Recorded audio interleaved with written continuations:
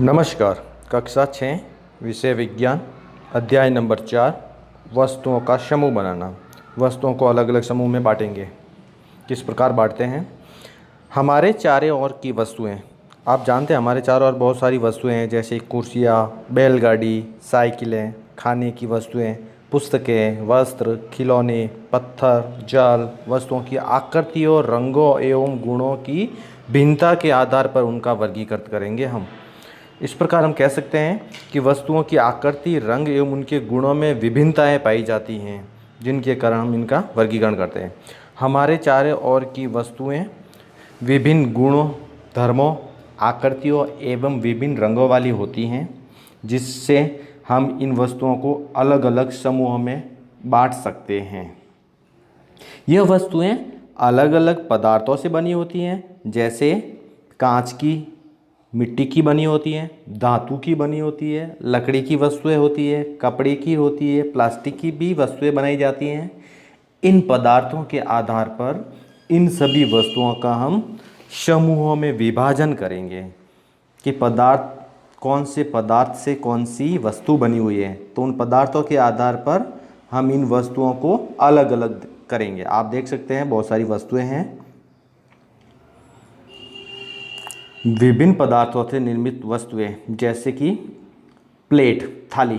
ये थाली इस्पात से भी बनाई जाती है, कांच की भी थाली होती है, प्लास्टिक की भी होती है। पेन प्लास्टिक का भी होता है और धातु का भी पेन होता है। इसी प्रकार जैसे पदार्थ, लकड़ी पदार्थ से कुर्सी, मेज, हल, बैलगाड़ी बनाई जाती है। कागज़ से पुस्तकें, नोट, समाचार पत्र बनाए जाते हैं। चमड़े से क्या क्या बनाते हैं बताओ? जूते, बेल्ट। और प्लास्टिक से क्या बनाते हैं आप बताएंगे? रुई से भी क्या बनता है? पदार्थों के गुणधर्म। किसी भी वस्तु को बनाने के लिए उन पदार्थों के गुण एवं उपयोग जान लेना बहुत ज़रूरी है।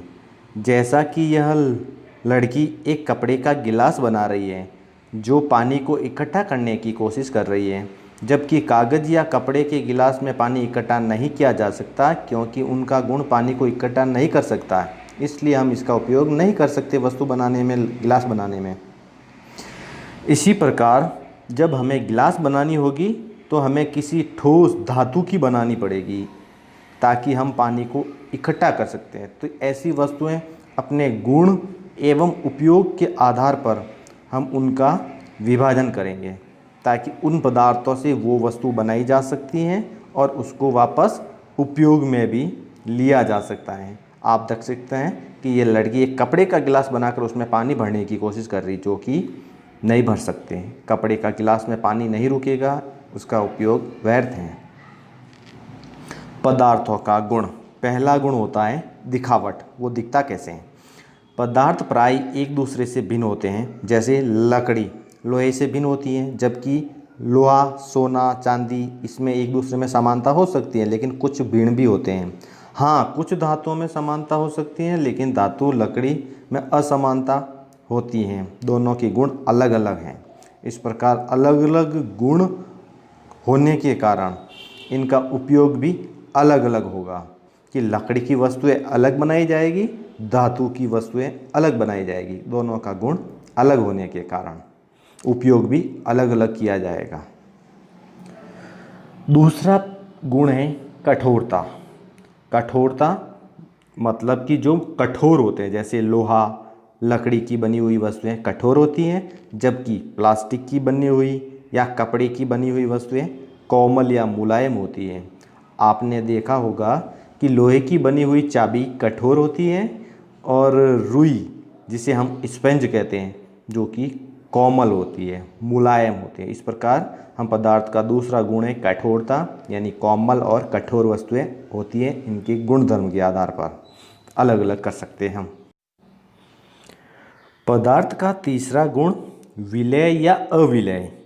पानी से भरे हुए कांच के 5 गिलास लेंगे, उनमें हम एक में शक्कर, नमक, चौक का पाउडर, लकड़ी का बुरादा, रेत मिलाकर देखेंगे कि कौन सा पदार्थ पानी में लुप्त होता है और कौन सा पदार्थ लुप्त नहीं होता है।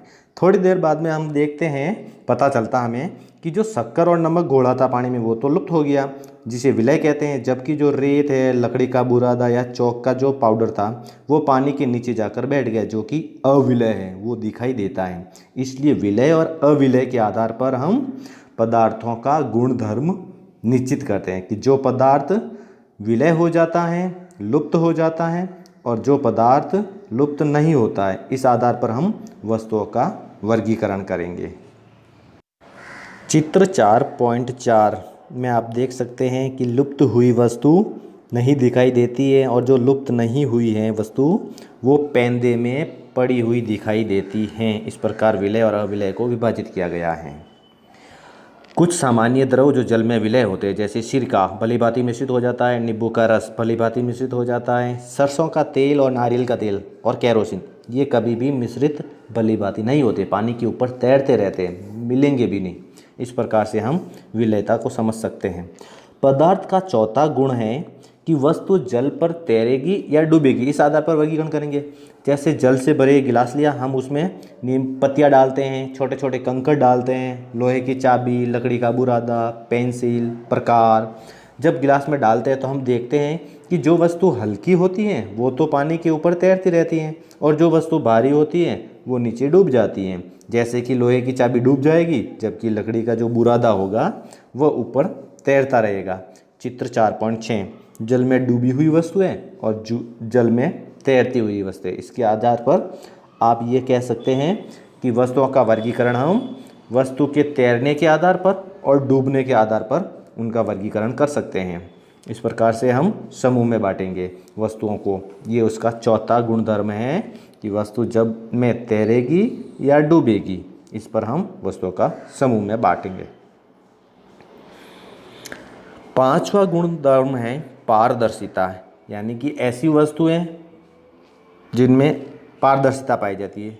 पहली, पारदर्शी वस्तुएं, वस्तु जिसके आर पार साफ दिखाई देता है उन्हें हम पारदर्शी वस्तु कहते हैं। जैसे कांच, साफ पानी, वायु, दुकान पर रखी हुई कांच के जो डिब्बे हैं या खिड़कियों में लगे हुए कांच, ये सभी पारदर्शी होते हैं, इसलिए ऐसी वस्तुओं को हम पारदर्शी वस्तुएं कहते हैं। पदार्थ का गुण है पारदर्शिता, उसका पहला विभाजन पारदर्शी वस्तुओं के आधार पर। दूसरा विभाजन पाराभासी वस्तुएं। हमने पढ़ा था पिछले अध्याय में कि कागज़ पर हम जब थोड़ा सा खाद्य पदार्थ लेते हैं, यानी घी या तेल लगाते हैं, तो एक धब्बा बन जाता है। उस धब्बे पर से जब हम प्रकाश को देखते हैं सामने में से, तो कागज़ में से धुंधला धुंधला हमें दिखाई देता है। तो कह सकते हैं कि ऐसी वस्तु जिसमें से आर पार साफ नहीं दिखता है, धुंधला धुंधला दिखता है, उसे हम पाराभासी वस्तु कहते हैं।